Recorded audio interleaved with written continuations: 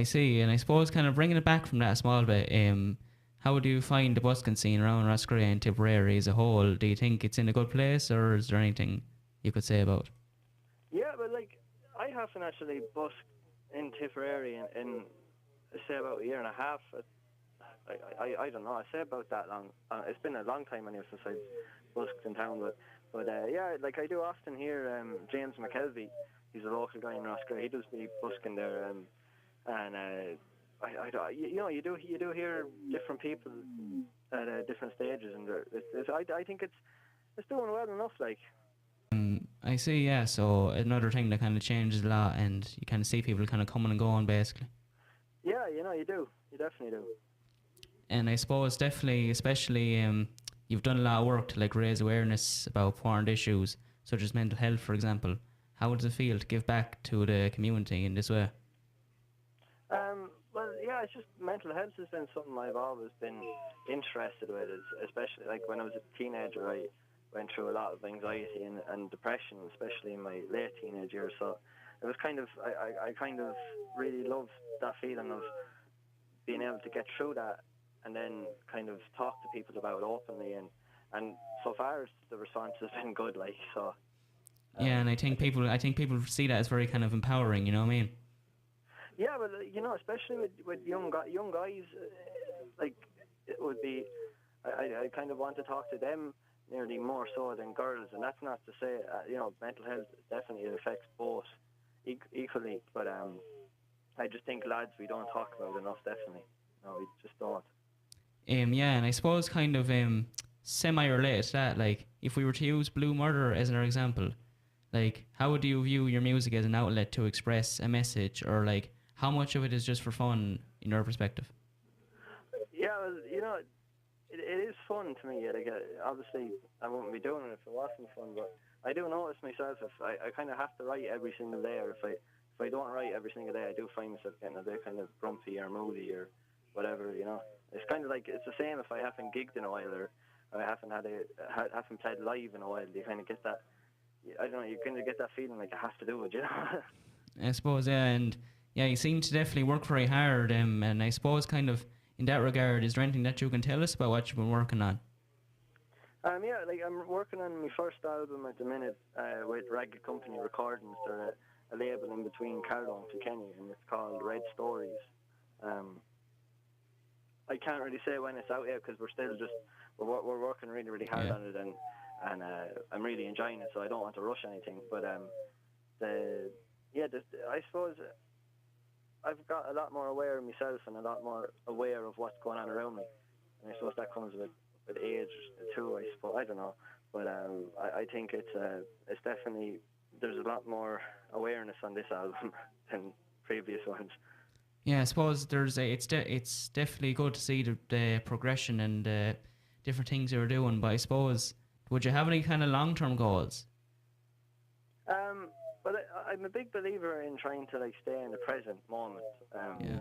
A massive believer in that. But like I don't really see music as like just me personally anyway. I don't see it as like something I'm constantly looking at and seeing where I'm going to go, where I'm going to go, where I'm going to go. It's just kind of like it's more. You know, I don't want to sound like a hippie or whatever, but it's more kind of like a journey. You know, it's just Yeah, yeah.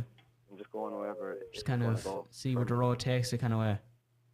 Yeah, you know, all you can do is work your arse off and then see what happens. You know. Yeah, I suppose hope for the best. Um, I suppose. Do you see any potential challenges coming up in the near future? I suppose. Getting through college. No, Suppose. no, I'm still in college as well, so Yeah. I'm balancing the two of them here at the minute. But no, I love college too. You know, I can't complain there. But yeah, the kind of balancing both music with college is it's kind of it can be tricky Yeah. sometimes. Yeah, I suppose that's the kind of the constant battle, isn't it? Yeah. Yeah. And I suppose like something that's probably definitely helped you, like the music industry has changed a lot over the last 10 to 15 years. What do you think would be better? What do you think would be different if not for like advances such as streaming and social media? Geez, that's a good question. Well, I do know in one sense, like it would be harder to steal people's music than it is now. Like download, free Oh yeah. download and stuff. Which like that, I'm not giving out about that entirely because that has its place. Like I wouldn't have discovered half the bands that I discovered when I was a teenager if it wasn't for free downloads. Um, but yeah, it does. In one sense, it does make it a lot harder to kind of make a living as a musician.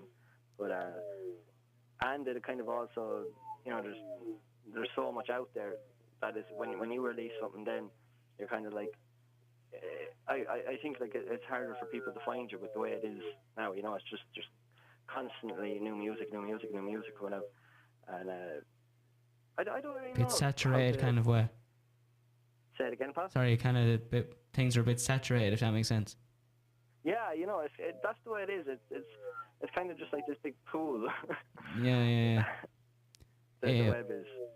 But no, like I've met so many friends through like the music scenes on Facebook and stuff, just going onto different pages and asking for gigs and just get kind of becoming mates with people, and so there's really good sides of it too, but in terms of trying to make a living, it can be very hard.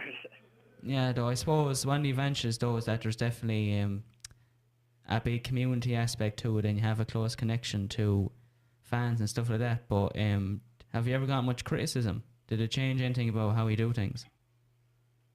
Yeah, like there's criticism, and then like there's a kind of when people say you're shite or whatever or shit, you just kind of, okay, that's their opinion or whatever, and you get on with things. But I think criticism is definitely like very, very important, because especially on this album, one of my friends was saying to me, like, why don't your words are really cool and stuff, but why don't you concentrate a bit more on the melody? And I'd never ever thought about that before. I used to always say that, like, if a song comes in 10 minutes, you should just leave it because that's the way you were feeling. Yeah. And you can never go back to that. You can kind of get close to that feeling, but you'll never fully go back. But yeah, that's one thing that one of the lads said to me was, why don't you focus on melody a bit more with your vocal? And I never had thought about that before. And then when he said it to me, I kind of went, oh, I'm going to think about that. And I went home then and started like redoing all the songs, and I think I made them a bit stronger vocally, and I don't think I would have done that unless one of my friends said that to me. Yeah, I suppose it was good to get that kind of constructive criticism, if that makes sense. Yeah, I think like there's a big difference between like criticism and then like just people, that not being interested in or whatever. Yeah, but have you ever got anything that's like needlessly harsh? Like, what's like the harshest thing that's ever been said to you? I'm half lucky in that sense that I haven't really got much at all. You kind of, I was playing a gig there a while ago, and it was in Kilkenny with Pat Byrne, and there was a lot of drunk people at the front of the stage, and they kind of just start shouting, "Oh, you're miserable, and oh, your songs are so sad. Will you ever get over yourself?" and all that. But you just kind of laugh at that sort of stuff because my songs are miserable. Sure, look, I suppose, yeah. It's great to develop one's own career, but can you think of any other Irish artists that kind of need some love right now? My friend's band, Stephen Lee is his name. He's from Ross Gray as well. He's in a band called Happy Alone, and they're doing really cool things. The Winter Passion are also from Ross Gray.